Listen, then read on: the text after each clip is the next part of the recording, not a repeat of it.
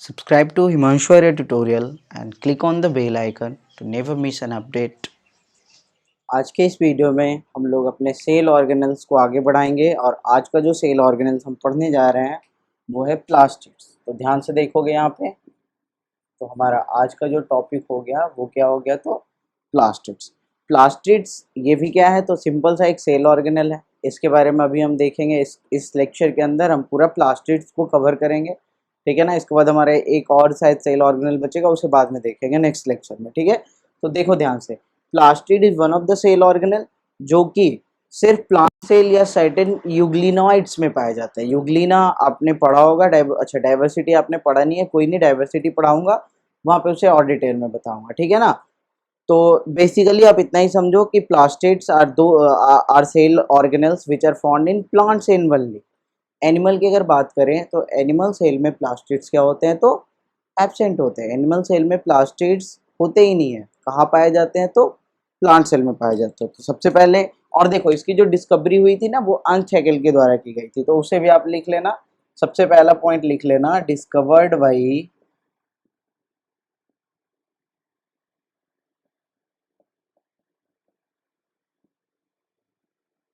देखो यहाँ पे समझ लेना, प्लास्टिड्स के ना एक्चुअली बहुत सारे टाइप्स होते हैं। तो कुछ कुछ बुक में ना डिस्कवरर का भी नाम कहीं कहीं अलग अलग रहता है, ठीक है।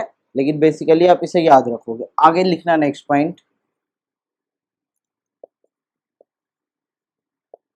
plastid is one of the cell organelle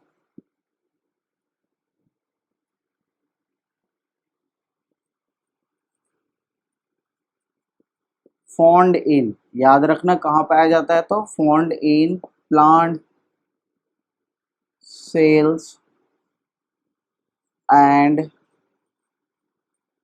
euglenoids. Clear है ना। अगर एनिमल की बात करें तो वहाँ एब्सेंट होता है, इसे जरूर याद रखना। Absent in animal sales.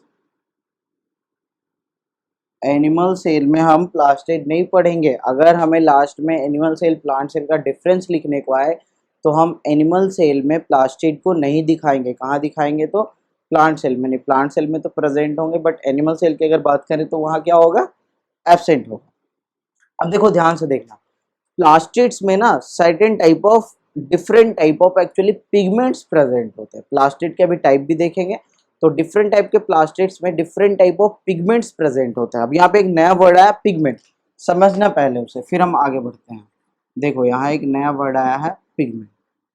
तो पिगमेंट बेसिकली है क्या, pigment are certain special chemical substance जो कि जहाँ प्रेजेंट होगा ना, तो वहाँ पे it impart a different colour, वहाँ पे एक कलर प्रोवाइड करेगा। आ रहा समझ में। तो प्लास्टिड में due to presence of different pigments they are of different colour, और वो डिफरेंट कलर के होने के मतलब होने के साथ साथ वो क्या करेगा, प्लांट के जिस पार्ट में प्रेजेंट होगा उस पार्ट को एक स्पेसिफिक कलर प्रोवाइड करेगा। आ रहा समझ में। यानी it impart a specific colour to those parts of plant where they are present. The different type of plastids are present because of different type of pigments are present in different type of plastids. आ रहा समझ में। तो यहाँ लिख लेना, यहीं पे एक पॉइंट लिख लोगे, लिख लेना यहाँ पे, plastids have specific, या ऐसे लिख लो, different types of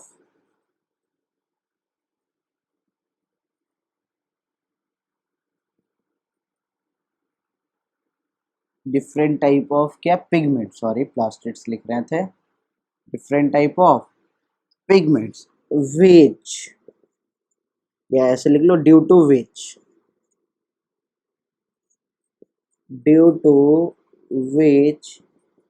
it imparts an specific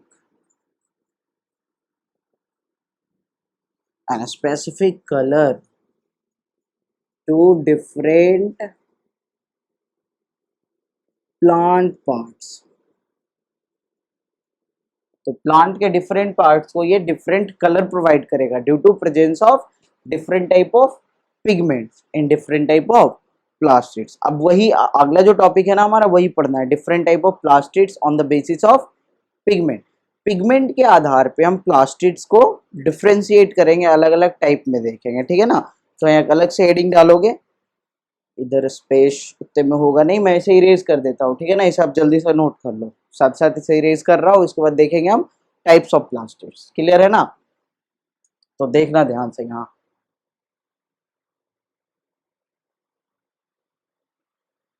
तो टाइप्स किसके आधार पे देख रहे हैं, on the basis of pigments present in them. Clear है ना, तो लिख लोगे, हेडिंग डाल दोगे यहाँ पे,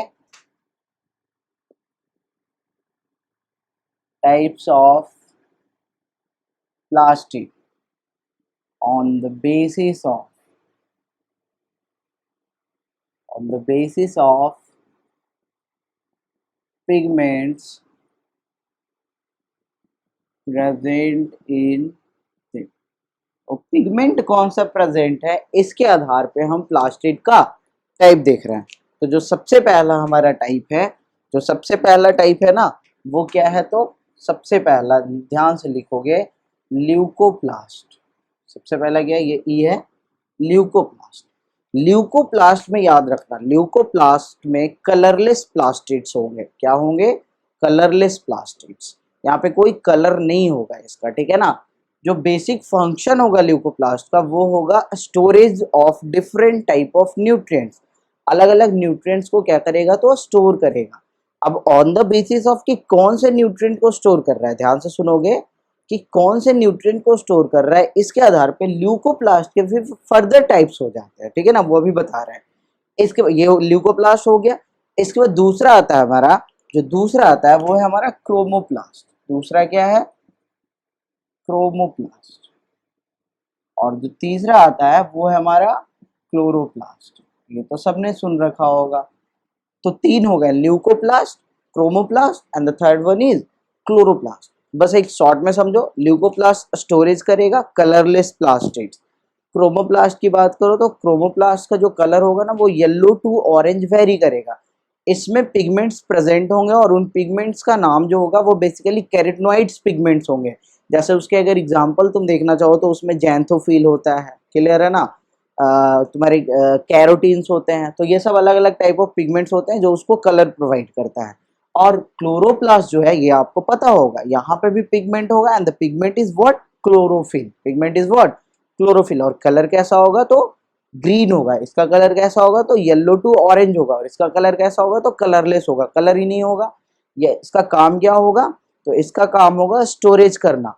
तो ये कहाँ पाया जाएगा, जहाँ से मतलब प्लांट के वैसे पार्ट्स जहाँ पे स्टोरेज का काम चलता हो। स्टोरेज का काम कहाँ चलता है, तो रूट में, स्टीम में, है ना, इन सब जगह, फ्लावर में, क्लियर है ना, इन सब जगहों पे, सॉरी फ्लावर नहीं, फ्रूट में एक्चुअली, ठीक है। तो इन सब जगहों पे ये प्रेजेंट होगा। अगर देखो क्रोमोप्लास्ट की बात करो तो क्रोमोप्लास्ट का काम होता है कलर देना। तो जो डिफरेंट पार्ट्स ऑफ प्लांट के जो डिफरेंट कलर्स होते हैं ना, लीफ को तो तुम छोड़ ही दो, ठीक है, वो क्रोमोप्लास्ट करता है। जैसे तुम्हारे फ्रूट हो गए, फ्लावर्स हो गए, बेसिकली बेसिकली फ्रूट फ्लावर को ये कलर प्रोवाइड करता है, क्लियर है ना।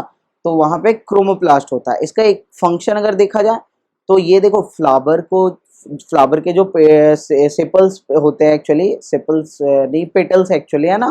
तो वहां क्या करता है, ये उसे एक कलर प्रोवाइड करता है और उसकी वजह से ही क्या होते हैं, इंसेक्ट्स अट्रैक्ट होते हैं। और जब इंसेक्ट अट्रैक्ट होता है तो वो क्या करता है, पॉलिनेशन करके जाता है, अगर आपको याद हो तो, ठीक है ना। तो ये एक तरह से पॉलिनेशन में हेल्प कर देगा, ठीक है ना, उसे अट्रैक्टिव बना के। और क्लोरोप्लास्ट को तो हम डिटेल में पढ़ेंगे, ठीक है ना। क्लोरोप्लास्ट का स्ट्रक्चर भी देखेंगे, उसमें उसके इंटरनल पार्ट्स को देखेंगे और वहां पे उसका फंक्शन भी देखेंगे। तो यहाँ आपने ल्यूकोप्लास्ट, क्रोमोप्लास्ट को थोड़ा सा समझ लिया। इसके बाद हेडिंग डाल दोगे क्या, ल्यूकोप्लास्ट, क्लियर है ना। पहला हेडिंग डाल दोगे ल्यूकोप्लास्ट, ल्यूकोप्लास्ट। तो ल्यूकोप्लास्ट में पहला पॉइंट लिखना है, मैंने ऑलरेडी आपको समझा रखा है, ठीक है ना। लिखोगे इसमें, these are colourless plastids found in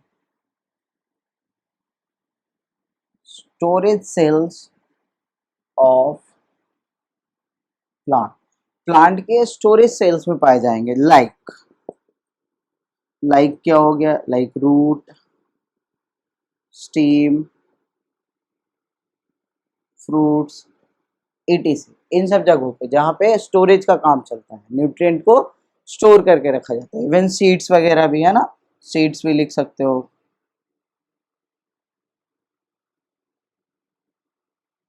आ रहा है समझ में?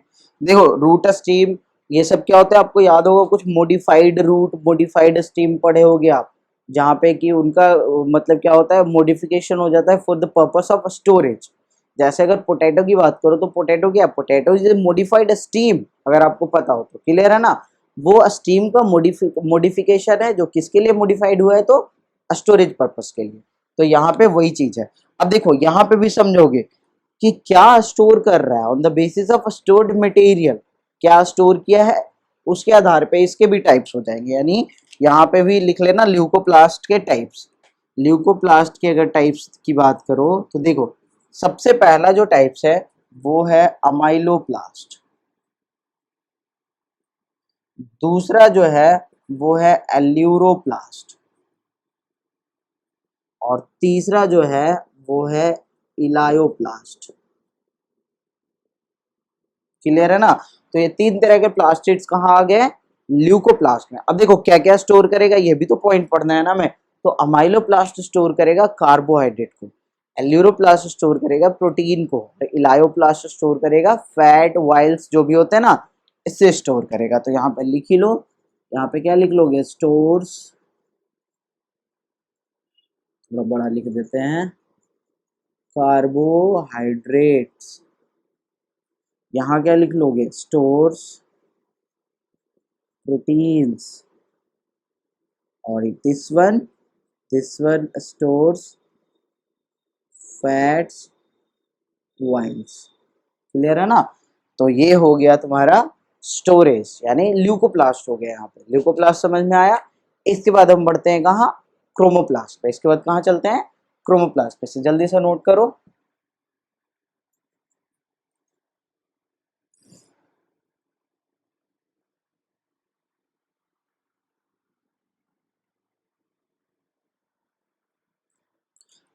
और नेक्स्ट वन इज क्रोमोप्लास्ट। दूसरा हमारा टॉपिक क्या था, दूसरा यानी प्लास्टिक क्या था, तो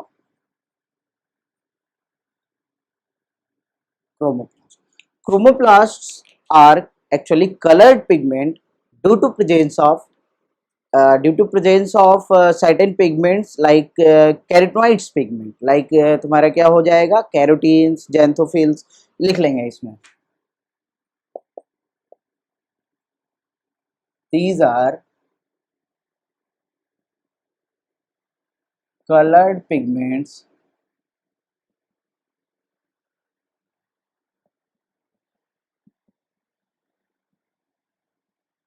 due to presence of carotenoids. Carotenoids के ब्रैकेट में ही लिख लोगे, जैसे कैरोटीन्स, जैसे जेंथोफिल्स। क्लियर है ना। एटीसी लगा दो यहाँ पे। आ रहा है समझ में। यहाँ पे समझ गए ये कलर्ड पिगमेंट्स होते हैं। अच्छा ये पाए कहाँ जाएंगे, तो यहीं पे लिखना found in flowers, fruits, it is basically flower fruit में पाए जाते हैं। आ रहा है समझ में। और इसका फंक्शन क्या होगा तो अभी थोड़ी देर में बता रहे हैं। यहाँ पे समझोगे इसका जो कलर होगा, एक पॉइंट और लिख लेना इसी में कि its colour varies from yellow to orange. Yellow to orange इसका कलर वेरी करेगा। आया समझ में, येलो टू ऑरेंज वेरी करेगा। यहीं पे लास्ट पॉइंट लिख लेना। लास्ट पॉइंट क्या लिख लोगे, लिख लो यहीं पे, ये हो गया आपका फ्लावर में, फ्रूट में। हाँ एक फंक्शन लिख लेना इसका, वो इम्पोर्टेंट पूछ दिया जाता है, ठीक है ना। तो ऐसे लिख लो, इट अट्रैक्ट्स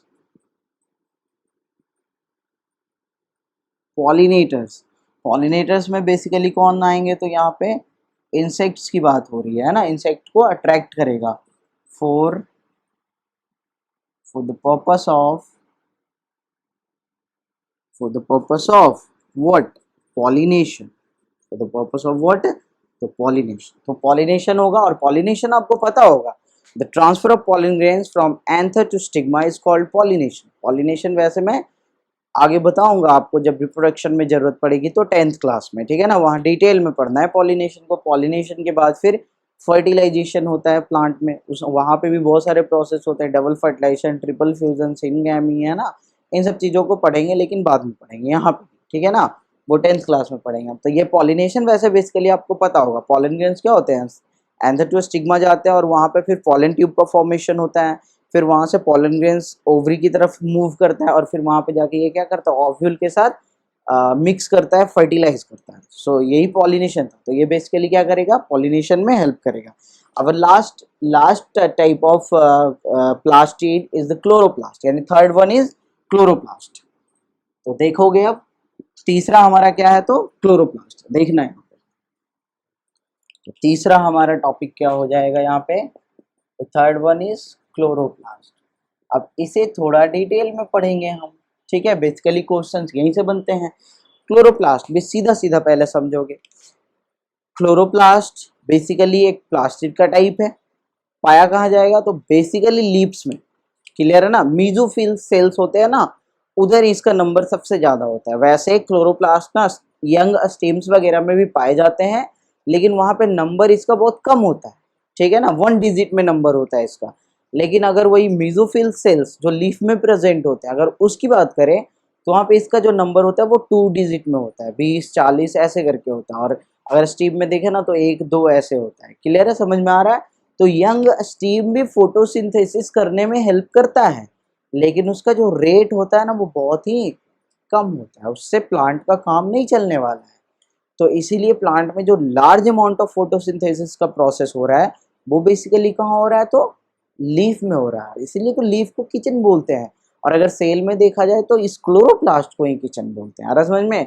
तो क्लोरोप्लास्ट एक्चुअली क्या हो जाएगा, एक ग्रीन कलर्ड प्लास्टिड हो जाएगा due to presence of chlorophyll. पहला पॉइंट लिखोगे, इसमें लिख लेना, इसमें it is a green colored plastid due to presence of क्या, chlorophyll. Due to presence of what, तो क्लोरोफिल। क्लोरोफिल इज व्हाट, तो chlorophyll is the photosynthetic pigment. याद रखना है इसको, chlorophyll is the photosynthetic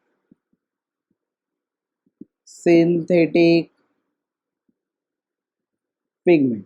photosynthesis में इसका मेन रोल होता है। अगर क्लोरोफिल ना हो ना, तो फोटोसिंथेसिस स्टार्ट भी नहीं होगा, क्योंकि सबसे पहले जो फोटोसिंथेसिस स्टार्ट होता है वो होता है by the process of trapping of sunlight. जो सन से लाइट आ रहा है ना, उसे सबसे पहले ट्रैप किया जाता है, तभी आगे का प्रोसेस चलता है। वहां से इलेक्ट्रॉन्स इमिट होते हैं, वाटर का स्प्लिटिंग होता है, 10th क्लास में पढ़ोगे आप, है ना। अगर चाहो तो मैंने वीडियो भी अपलोड कर रखा है, आप चाहो एक्स्ट्रा इन्फॉर्मेशन के लिए तो वो वीडियो देख सकते हो, मैं डिस्क्रिप्शन में डाल दूंगा, ठीक है ना। तो यहाँ पे समझोगे, तो ये क्या है, तो एक फोटोसिंथेटिक पिगमेंट। यहाँ एक क्वेश्चन पूछते हैं आपसे, ठीक है ना। ये फोटोसिंथेटिक पिगमेंट हो गया। एक क्वेश्चन है,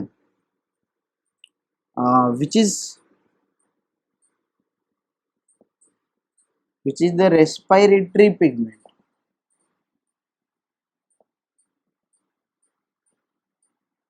जैसा फोटोसिंथेटिक पिगमेंट होता है क्लोरोफिल, वैसे ही रेस्पिरेटरी पिगमेंट क्या होता है, आप सोचो।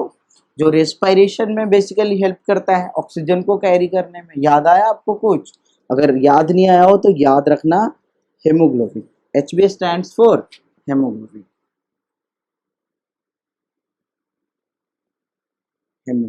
क्लियर है ना। इसे भी आप याद रखो, haemoglobin is the respiratory pigment. क्योंकि ये क्या करता है ना, हेमोग्लोबिन के एक मॉलिक्यूल 4 मॉलिक्यूल ऑफ ऑक्सीजन को कैरी करके ले जाता है सेल के अंदर। क्लियर है ना।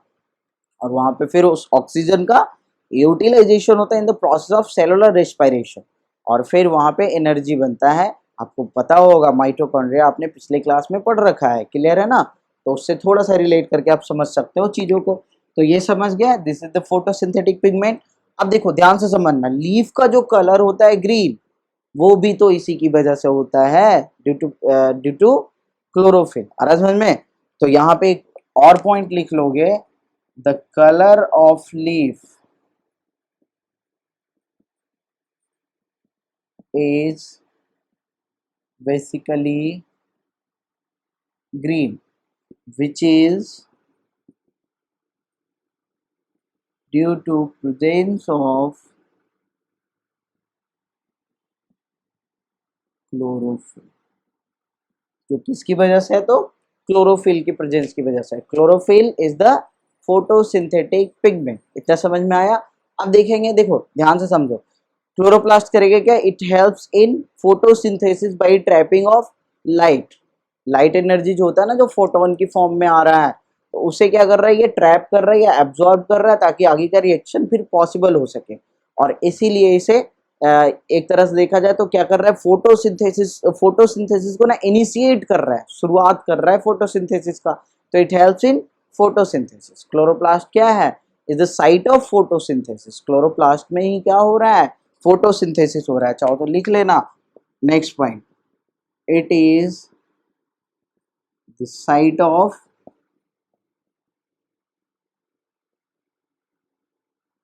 फोटोसिंथेसिस। देखो फोटोसिंथेसिस का पूरा ही प्रोसेस चलेगा क्लोरोप्लास्ट में। अभी तो सिर्फ हम क्लोरोफिल की बात कर रहे थे।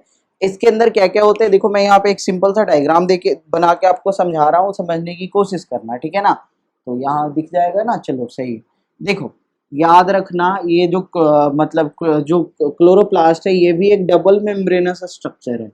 क्या है, तो ये भी एक डबल मेम्ब्रेनस स्ट्रक्चर है। अरे समझ में, चाहो तो कहीं लिख भी लेना, ठीक है, यहीं पे लिख देता हूँ।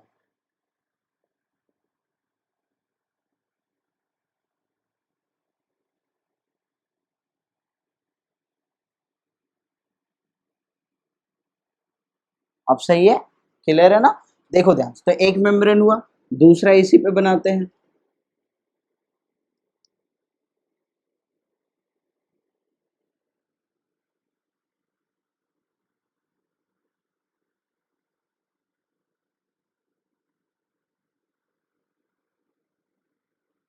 ज्यादा कहीं कम हो गया, चलो कोई नहीं, चलता है ना।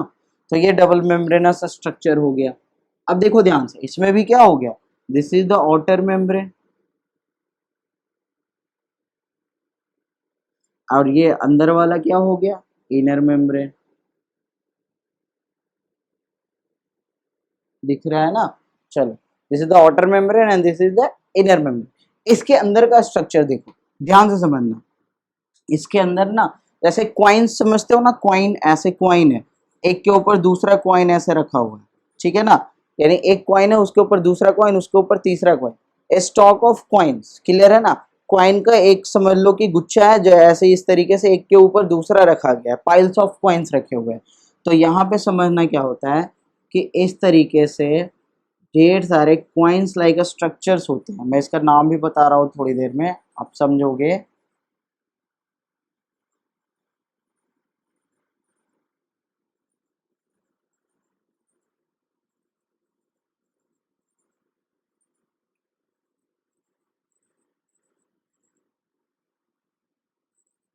क्लियर है ना, इस तरीके से ये स्ट्रक्चर्स प्रेजेंट होते हैं।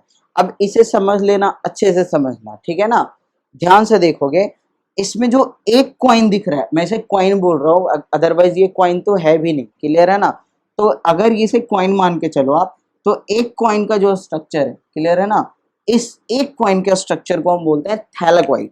इसे क्या बोलते हैं, थैलेकॉइड। ये देखो, मैं एक की बात कर रहा हूँ, किसकी बात कर रहा हूँ, एक की बात कर रहा हूँ। This is what, this is called thylakoid. Thylakoid के ही सरफेस पे प्रेजेंट होता है तुम्हारा क्लोरोफिल, याद रखोगे।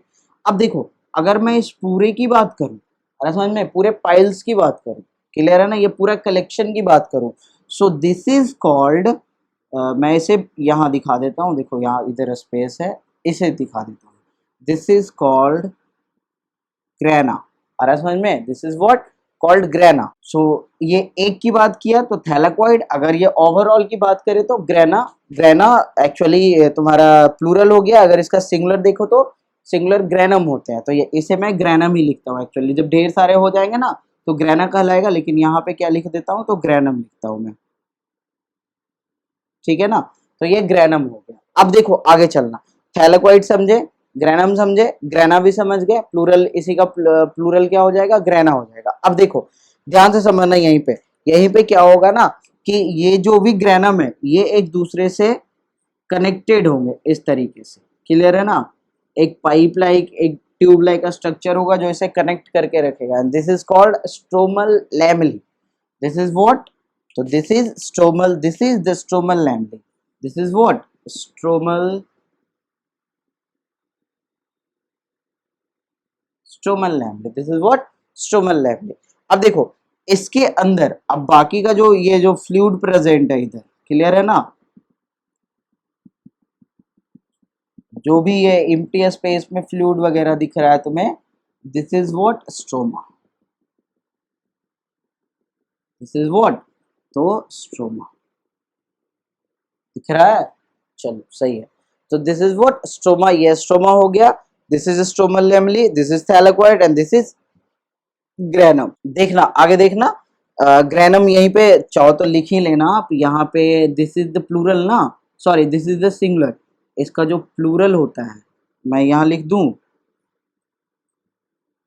प्लूरल क्या हो जाएगा, तो ग्रेना हो जाएगा, इसे हटा दो, ग्रेनम का प्लूरल क्या हो जाएगा, ग्रेना, ये सिंगुलर एक हो गया तो ग्रेनम, और ये पूरे की अगर बात करें तो डिफरेंट टाइप ऑफ यानी ए नंबर ऑफ ग्रेना, क्लियर है ना, आर प्रेजेंट इन क्लोरोप्लास्ट। अब देखो यहाँ पे थोड़ा सा समझोगे, ठीक है ना, थोड़ा सा हटके पढ़ रहे हैं हम सिलेबस से, लेकिन समझना उसे भी है। देखो हटके क्या है ना, कुछ नहीं है एक्चुअली, बस थोड़ा सा आगे का सिलेबस है ना, वैसे ये 10th में मैंने पढ़ा रखा है, उसे भी आप चाहो तो देख सकते हो, लाइट रिएक्शन डार्क रिएक्शन करके, मैंने पीछे भी शायद आपको बोला था, देखना ध्यान से।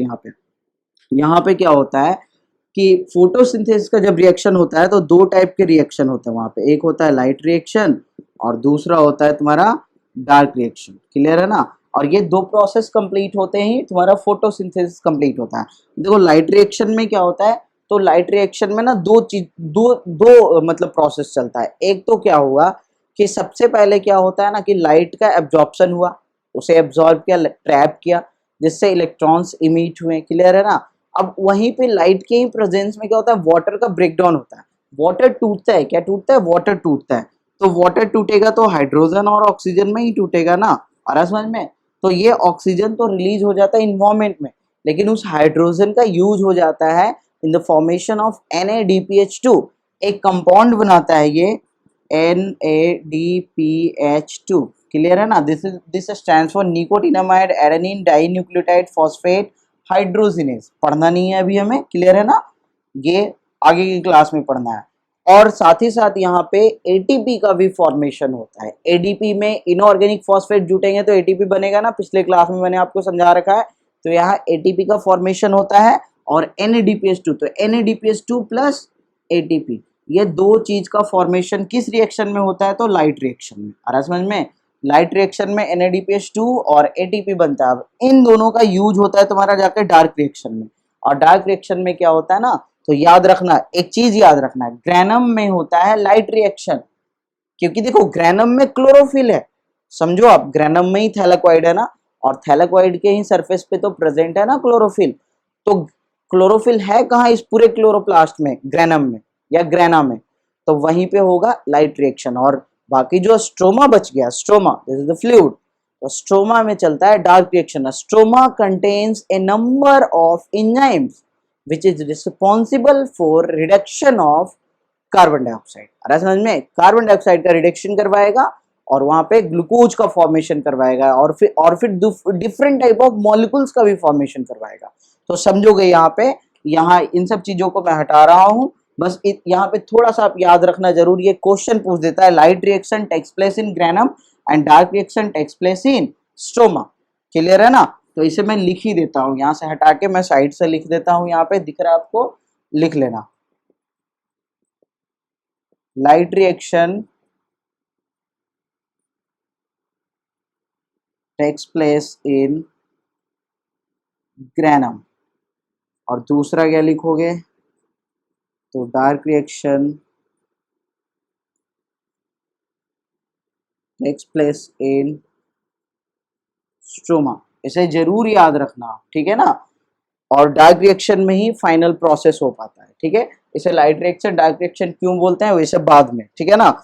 अब देखो यहीं पे समझना कि स्ट्रोमा में देखो लाइट रिएक्शन तो थोड़ा सा समझे ना, ग्रेनम में क्या होता है, तो थैलेकॉइड में क्लोरोफिल लाइट को ट्रैप कर किया और वहां पे आगे का प्रोसेस हुआ। डार्क रिएक्शन में क्या होगा, तो डार्क रिएक्शन में देखो लाइट रिएक्शन में जो बना था ना अभी NADPH2 और ATP, इसका यूज होगा डार्क रिएक्शन में।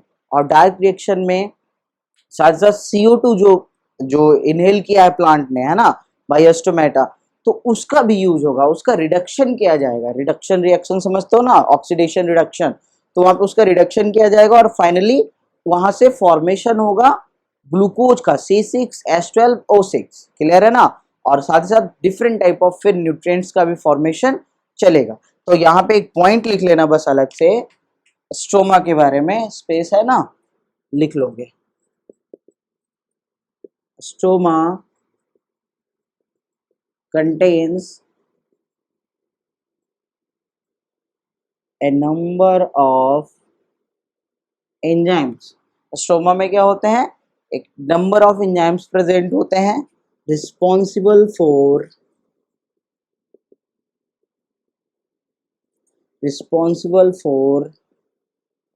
रिडक्शन ऑफ CO2, जो कि क्या करवाता है, CO2 का रिडक्शन करवाता है और हमारा फोटोसिंथेसिस का रिएक्शन जो होता है ना, वो फाइनली क्या हो जाता है, तो कंप्लीट हो पाता है। इसी की वजह से आ रहा है समझ में। सो इतना ही पढ़ना था हमें प्लास्टिड में। एक बार फिर से सुन लो, प्लास्टिड के 3 type, leucoplast, storage cells, clear है ना। ल्यूकोप्लास्ट में 3 टाइप, क्या है, अमाइलोप्लास्ट, इलायोप्लास्ट, एल्यूरोप्लास्ट, क्लियर है। देन क्रोमोप्लास्ट जो कलर डिसाइड करेगा, लीव्स ये तुम्हारे फ्लावर्स में बेसिकली प्रेजेंट होंगे, पॉलिनेटर्स को अट्रैक्ट करेगा। वहाँ पे पिगमेंट्स जरूर याद रखना, कैरोटीनॉइड पिगमेंट जिसमें तुम्हारे कैरोटीन्स, जैंथोफिल्स ये सब आते हैं, जिसका colour yellow to orange vary करता है। Then chloroplast the main plastid, जिसमें कि तुम्हारा फोटोसिंथेसिस होता है, बेसिकली मीजोफिल सेल्स में पाए जाते हैं। इनका नंबर जो होता है वो स्टीम में तो कम होता है, लेकिन अगर मीजोफिल सेल बात करें, यानी स्पेशली लीफ के सेल, है ना, चाहो तो लिख भी सकते हो इसे, जहाँ पे मैं लिख ही देता हूँ। लिखे हो क्या, नहीं लिख लो। It is present in abundant form in the mesophyll cells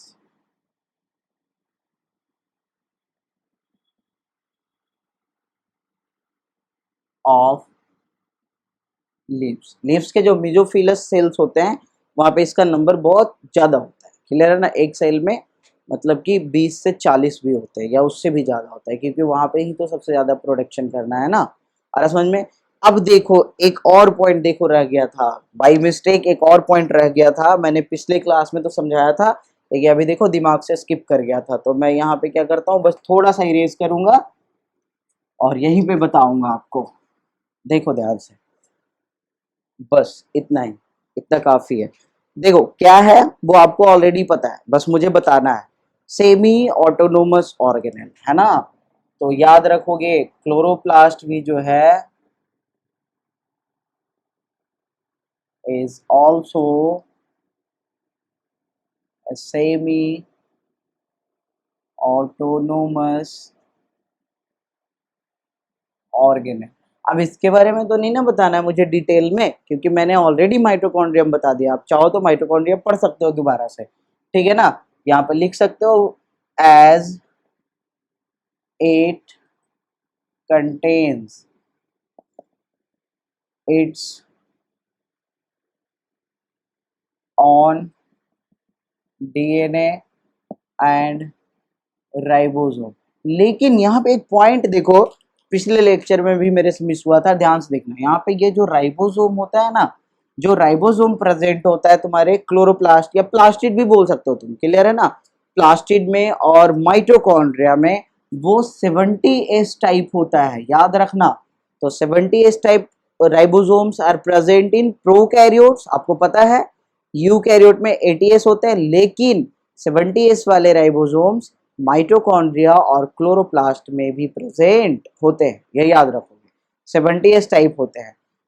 यहीं पे चाहो तो लिख सकते हो आप, या पीछे के लेक्चर में पीछे वाले भी नोट्स में लिख लेना कि माइटोकॉन्ड्रिया में भी जो राइबोसोम होता है वो 70S ही होता है, जैसे यहाँ क्लोरोप्लास्ट में। क्लियर है ना। और इसे भी सेमी ऑटोनोमस ऑर्गेनेल बोलते हैं क्योंकि इनके पास खुद का डीएनए, खुद का राइबोसोम है। They can synthesise its own protein, they have the power of self replication, it doesn't have to depend on the nucleus for its replication. Clear है ना। तो यहीं तक हमारा आज का लेक्चर रहता है, ठीक है। तो चलो bye bye, see you soon.